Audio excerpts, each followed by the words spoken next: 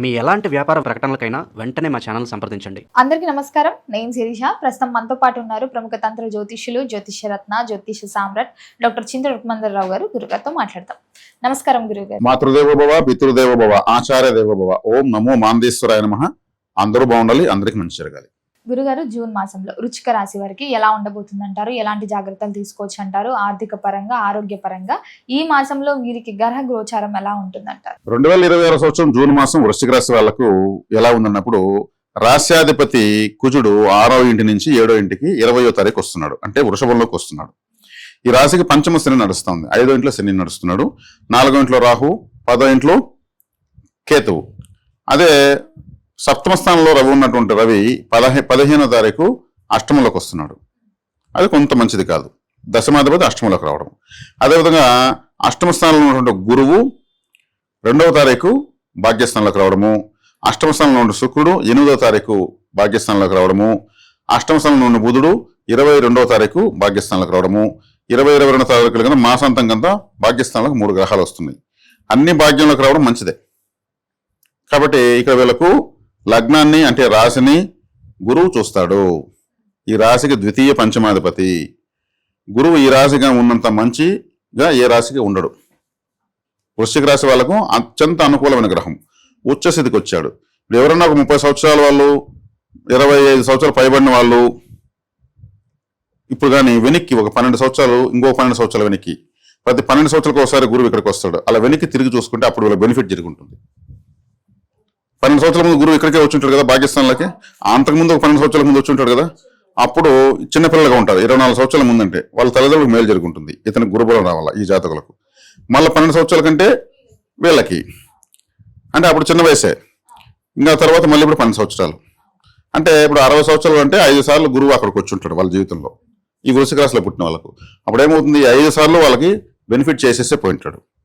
కాబట్టి మళ్ళీ గురువు వచ్చాడు కాబట్టి, ఉచ్చస్థితిలోకి వచ్చాడు కాబట్టి వీళ్ళకి అత్యంత అనుకూల కాలంగా చెప్పొచ్చు.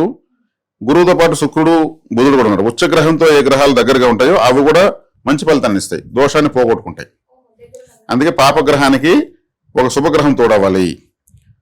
కొంతమంది అంటూ ఉంటావు, తప్పు చేసినా ఎన్ని తప్పులను చేయొచ్చు, మనం కూడా ఒక మంచి వాడిని పెట్టుకుని తప్పు చేస్తూ రావాలంట. అతను మంచి, ఇతను వీళ్ళ తప్పును కాపాడుతాను. చేసేటప్పుడు చేస్తాము, ఒక మంచివాడిని మనం ఎప్పుడు పట్టి పెట్టుకోవాలి. అతని మంచి మనల్ని కాపాడుతుంది. ఇతను చూసి నిన్ను వదిలేస్తున్నాను అంటారు. అలా గురువు ఉచ్చస్థితిలో ఉన్నాడు. ఇప్పుడు గురువుతో కూడా గ్రహాలు వస్తున్నాయి. అష్టమాధిపతి, వ్యయాధిపతి గురువుకి సమీపంగా వస్తున్నారు. ఈ అష్టమ స్థాన దోషాన్ని, వ్యయ దోషాన్ని నశించిపోతాయి. గురువు అంటే అందరికీ గురువే, గ్రహాలంటే ఆయన కూడా గురువే. అందులో ఇంకో గురువు ఎవరు? శుక్రుడు. గురు సమానుడు శుక్రుడు. శుక్రుడు గురువు కన్నా 200 రెట్లు ఎక్కువ శుభగ్రహం. చాలా మందికి ఆ విషయం తెలియదు. గురువు అని పేరు ఈయనకుందనేసి ఈయనే పట్టుకుంటారు. ఆయన కూడా అద్భుతమైన గురువు. మృత సంజీవిని విద్య తెలిసినటువంటి ఆయన శుక్రుడు. ఆయన కూడా వస్తున్నాడు, ఒక ఉచ్చగ్రహంతో వస్తున్నాడు కాబట్టి శుభ ఫలితాన్ని ఇస్తాడు ఈ జాతకులకు. కాబట్టి మంచి నిద్రా సౌఖ్యం బాగుంటుంది. వీళ్ళు కోరుకున్నటువంటి జీవితం ఇప్పుడు తయారవుతుంది. వీళ్ళ అభిష్టాలు నెరవేరుతాయి. అంటే భాగ్యస్థానంలో ఉన్నప్పుడు భాగ్యం అంటే ఏంది? పిల్లలు కలగడం వల్ల పిల్లలు కలిగితే భాగ్యము, ఉద్యోగం వస్తే భాగ్యము, ఆరోగ్యం కుదిరితే భాగ్యము, ఇంకేదైనా వ్యాపారం అభివృద్ధి చెందిన భాగ్యము, కొత్త వ్యాపారం పెట్టుకున్న భాగ్యము, ఇలా మొత్తం అన్ని జీవితం అంతా భాగ్యమే. అది వీళ్ళకి లభిస్తుంది. ద్వితీయ పంచమాధిపతి కాబట్టి కుటుంబ స్థానాధిపతి, ధనస్థానాధిపతి, వాక్స్థానాధిపతి. పంచమాధిపతి అంటే పంచమం అంటే సంతానము, కుటుంబం అంటే భార్య పిల్లలు, అది భర్త పిల్లలు. ఇంకా అంతమించినటువంటి రికగ్నైజేషన్ ఏం కావాలి? ఇప్పుడు వృశ్చిక రాశి అనేది అత్యంత శక్తివంతమైన రాశి, చాలా పట్టుదల కలిగింది, ప్రాణాన్ని లెక్క చేయని రాశి. అందుకే వీళ్ళు సమాజం కోసం కదా, వేరే వాళ్ళ బాధల కోసం కదా వీళ్ళు బలైపోతారు. కాబట్టి వృశ్చిక రాశిలో డాక్టర్లు, పోలీసులు, ఆర్మీలు లేకపోయినా జనరల్గా ఎవరు వృశ్చిక రాశిలో ఉన్నా ఇటువంటి స్వభావం ఉంటుంది వాళ్ళకు. అది గొప్ప స్వభావం అది. కానీ వీళ్ళకి ఇప్పుడున్న సమాజంలో అది మంచిది కాదు కదా, నష్టపోతారు.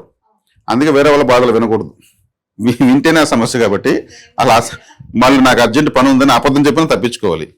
బాధాకరమైన సీరియళ్ళు, సినిమాలు కూడా చూడకూడదు. వీళ్ళు ఏడుస్తారా? అక్కడ సీరియల్ యాక్టింగ్ అనుకోరు, వీళ్ళు నిజంగానే జరుగుతా ఉంది. వీళ్ళే అక్కడ పరకాయ ప్రవేశం చేస్తారు. అప్పుడు ఏమవుతుంది, ఆ బాధను ఎక్కువ రిసీవ్ చేసుకుంటారు. కాబట్టి పరిశోధనాత్మకంగా ఉండేవాళ్ళు వీళ్ళకు అదృష్టం, గురుబలం వచ్చింది. ఈ గురుబలం చక్కగా వీళ్ళని కాపాడుతుంది. కాబట్టి వీళ్ళకు చాలా చక్కగా ఉందని చెప్పొచ్చు. ఇక్కడ ఏ దోషము లేదు.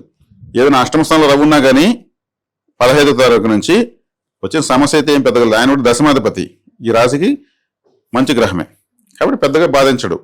ఇక్కడ వృశ్చిక రాశి వాళ్ళకి అన్ని విధాలా బాగుంది. ఈ వర్గాల వాళ్ళకి ఈ వర్గాల వాళ్ళకి ఈ రాశిలో పుట్టిన అందరికీ అద్భుతంగా ఉంది. గురువు రావడమే కారణం. కాబట్టి పంచమ శని కూడా బలహీన పడిపోయింది. శని గురువు చూస్తాడు, మళ్ళీ ఉచ్చస్థితి బట్టి చూస్తాడు. గురుడు చూడడం వల్ల శని కూడా గురువులాగా పనిచేస్తాడు. ఇప్పుడు ఈయన ఎనర్జీని ట్రాన్స్ఫర్ చేస్తున్నాడు కదా.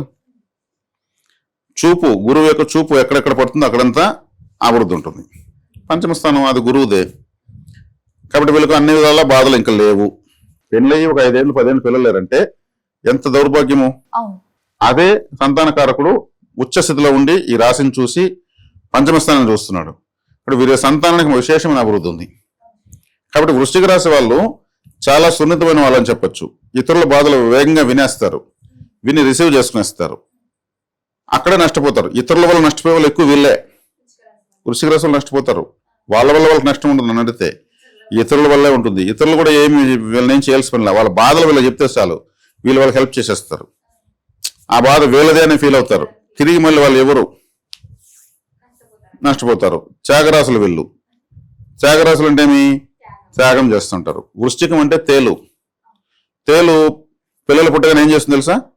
తను తాను ఒళ్ళు విరుచుకొని చనిపోతుంది.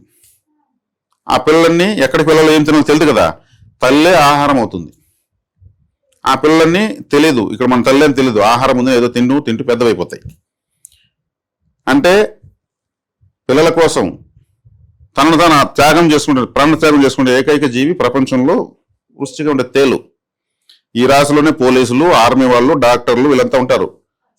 వాళ్ళు కూడా దేశం కోసం, సమాజం కోసం ప్రాణాలకు తెగించి ప్రాణం పోయినా కానీ సాహసం చేసి కాపాడతారు. ఆ క్వాలిటీ ఉంటేనే పోలీసులు లేదంటే కాదు. ఆర్మీ వాళ్ళు అవుతారు. ఇతరుల వాళ్ళ ప్రాణాలు కాపాడుతుంటారు డాక్టర్లు కూడా వచ్చి. మరి గురుగారు ఈ మాసంలో వీరు దేని పట్ల జాగ్రత్తగా ఉంటే బాగుంటుంది అంటారు? అంటే దేని పట్ల జాగ్రత్తగా ఉంటే బాగుంటుందంటే, ఇప్పుడు రవి గ్రహం అష్టమంలోకి వచ్చింది. రవి అంటే ప్రభుత్వము, రవి అంటే తండ్రి, రవి అంటే పితృ కారకుడు అవుతాడు. కాబట్టి వీళ్ళు కొంచెం ప్రభుత్వానికి సంబంధించినటువంటి పన్నులు కట్టే విషయంలో కావచ్చు, లేదు ప్రభుత్వ అధికారులు ఏదైనా పనులు ఉన్నా కానీ స్మూత్గా వెళ్ళి గౌరవప్రదంగా చేసుకోవాలి. అలా అష్టమంలో ఉంది కాబట్టి కొంచెం వాళ్ళు ఏదైనా విసిగించవచ్చు. ప్రభుత్వం అంటే రవి అంటే ప్రభుత్వం కాబట్టి సూర్య నమస్కారాలు చేసుకోవచ్చు. సూర్య నమస్కారాలు ఎక్కువ చేసుకోవాలి. తర్వాత తీసుకుంటే ఇంకా 4వ ఇంట్లో రాహు ఉన్నాడు. 4వ ఇంట్లో రాహు ఉంటే ఏమంటే వీళ్ళకు స్వగృహంలో కానీ లేదు వీళ్ళ సొంత ఊర్లో కానీ ఏదో ఒక సంబంధం లేని సమస్య వినాల్సి వస్తుంది, లేదు వెళ్ళి పార్టిసిపేట్ చేయాల్సి వస్తుంది. రాహు 4వ స్థానంలో ఉంటే సొంత ఊర్లో పెద్దగా బలం ఇవ్వడు, అంటే పోతూ వస్తూ ఉండాలి, ప్లేస్ మారుస్తూ ఉండాలి, ప్లేస్ చేంజ్ అవుతే బాగుంటుంది. అంతే. దాన్ని చేసుకోవాలి. దుర్గారాధన చేసుకుంటే చాలు. దుర్గారాధన ఈ మాసం అంతా దుర్గారాధన చేసుకుంటే బాగుంది. గురుగారు మొత్తం మీద జూన్ మాసంలో వృశ్చిక రాశి వారికి ఎలా ఉంది, ఎలాంటి జాగ్రత్తలు తీసుకోవాలి తెలియజేసినందుకు ధన్యవాదాలు. ధన్యవాదాలు.